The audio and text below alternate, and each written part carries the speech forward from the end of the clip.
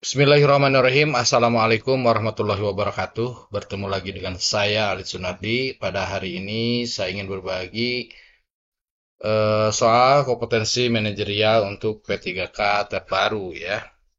Langsung saja dimulai dari soal yang pertama.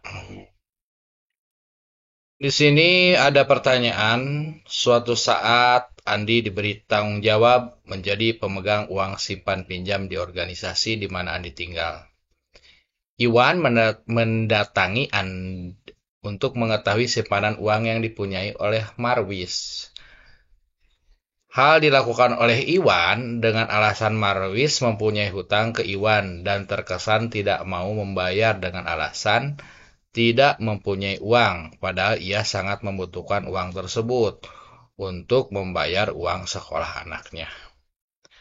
Jika saya pada kondisi tersebut, yang akan saya lakukan dalam menghadapi Iwan adalah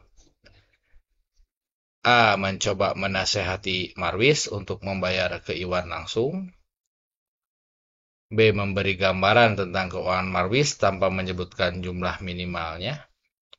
C. Saya tidak akan memberitahu jumlah uang.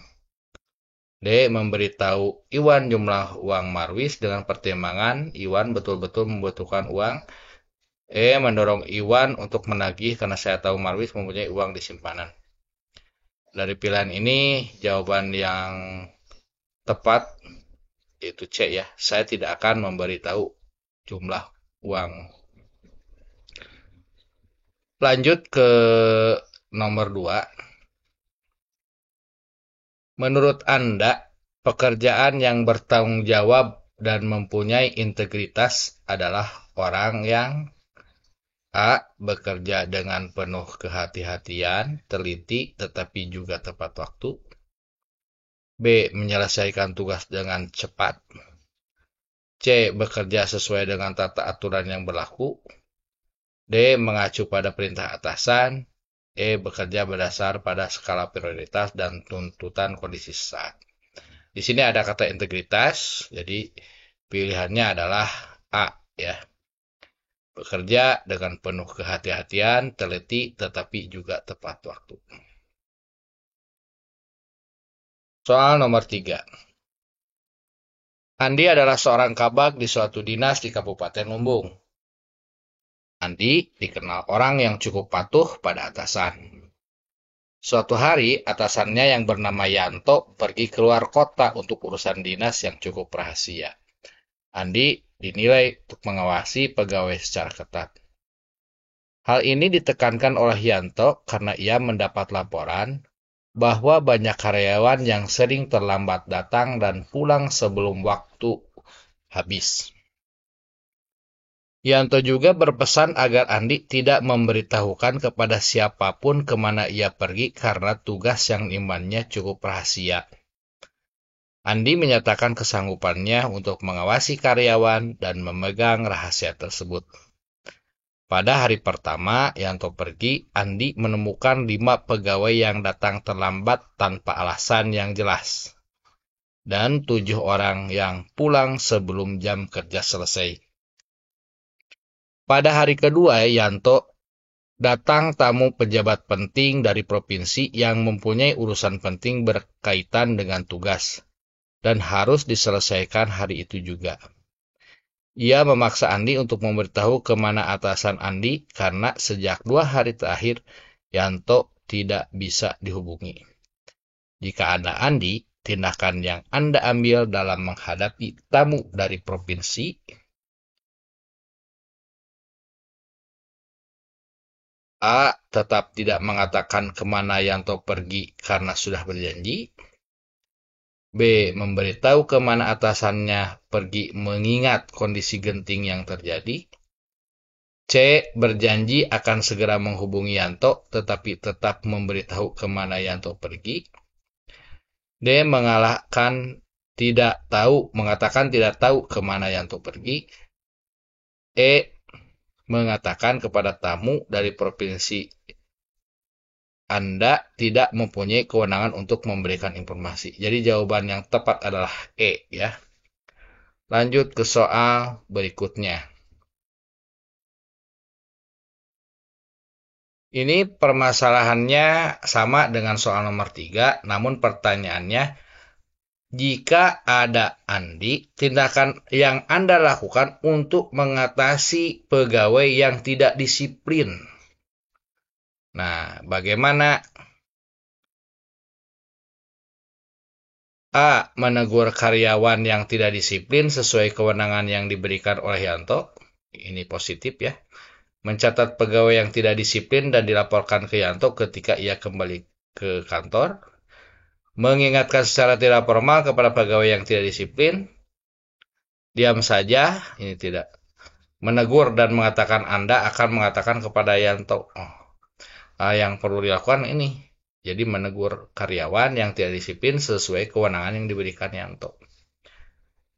Soal nomor 5. Ridwan diminta menyimpan dokumen penilaian kinerja seluruh karyawan PT Maju Lancar oleh manajer SDM. Karena mendadak harus pergi dengan pesan jangan dibuka karena datanya bersifat rahasia. Tidak ada seorang pun yang tahu bahwa Anda diberi kepercayaan tersebut. Dalam dokumen tersebut memuat data-data tentang pegawai yang dipromosikan. Ridwan adalah salah satu pegawai yang dipromosikan. Jika Anda sebagai Ridwan, tindakan yang akan Anda lakukan adalah A. Melihat dokumen tersebut khusus dokumen yang berkaitan dengan diri Anda. B. Melihat seluruh dokumen pegawai yang dicalonkan untuk promosi. Sekadar untuk mengerti siapa saja tanpa memberitahu orang lain. C. Tidak membuka dokumen karena sudah dipesan untuk tidak membukanya. D. Mengajak satu teman yang Anda percaya untuk membuka sekadar untuk melihat data Anda tanpa membocorkan kepada orang lain.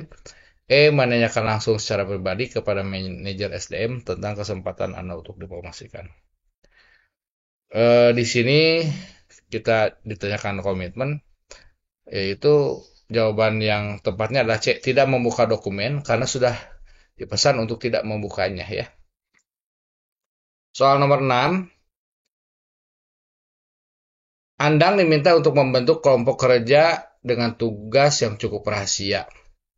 Sebelum bekerja, masing-masing anggota menuliskan fakta integritas untuk tidak memberitahukan kepada siapapun. Masing-masing anggota mempunyai tugas yang cukup spesifik, namun cara pengerjaannya mempunyai aturan yang sama. Pada waktu tertentu, mereka berkumpul untuk memberikan laporan capaian target. Di dalam proses tersebut ada salah satu anggota yang melanggar fakta integritas dengan menceritakan pekerjaannya kepada istrinya yang kebetulan menelpon dan menyatakan pekerjaan yang sedang dilakukan. Jika Anda andang, hal yang Anda periksa berkaitan dengan hasil kerja adalah A. Kesesuaian hasil dan target yang ditentukan. B. Keakurasian dari hasil kerja yang telah ditentukan yang mencakup ketelitian, kualitas, dan kuantitas. C. Kesesuaian jumlah hasil kerja dengan kemampuan masing-masing anggota. D. Kedisiplinan dalam mengerjakan tugas yang diberikan. E. Membandingkan kontribusi masing-masing anggota terhadap capaian kelompok. Jawaban yang paling tepat adalah B ya. Di sini ada ketelitian, kualitas, dan kuantitas, serta keakurasian ya. Soal nomor 7, ini sama ya, sama. Tapi pertanyaannya adalah, tindakan Anda jika Anda andang dalam menghadapi anggota yang melanggar fakta integritas. Dari pilihan yang ada, menegur dan mengingatkan kembali akan pernyataan yang sudah dibuat bersama setelah meminta yang bersangkutan konsisten dengan apa yang sudah dinyatakan dalam fakta kesepakatan. Betul ini ya.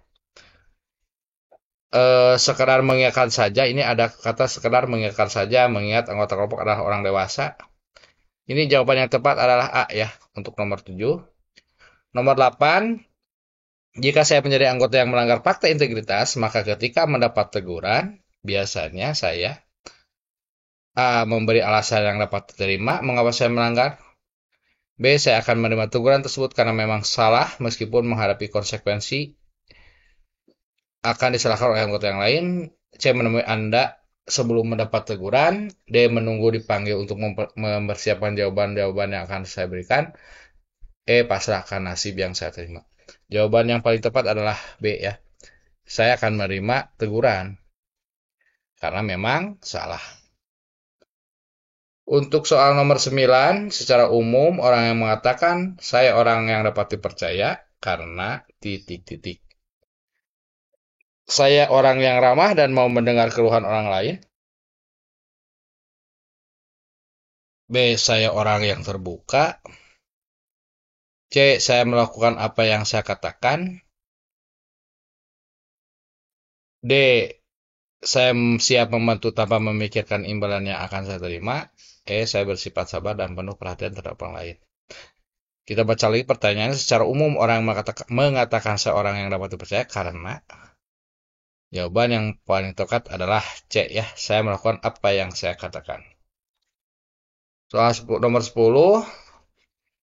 Akan ada libur nasional yang jatuh pada hari Selasa. Sudah menjadi kebiasaan umum di sebuah instansi pemerintahan, tempat Irma kerja, untuk melakukan bolos massal di hari Senin dengan alasan Hari Kejepit Nasional. Menurut Anda, yang sebaiknya dilakukan oleh Irma adalah A. Bertanya pada atasan langsung, apakah diizinkan untuk bolos massal di Senin? Ini tidak mungkin ya. B. Mempelajari aturan yang berlaku secara nasional dan mengikutinya secara konsisten.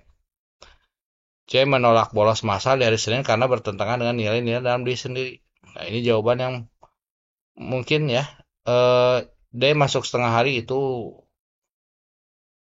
mengikuti kebablasan umum bolos massal. Jadi jawaban yang paling tepat yang harus kita lakukan adalah menolak bolos massal di hari Senin karena bertentangan dengan nilai-nilai dalam diri sendiri. Itu adalah soal kompetensi manajerial untuk P3K pada bagian pertama. Silakan rekan-rekan yang mau ikut tes dipelajari, mudah-mudahan bermanfaat.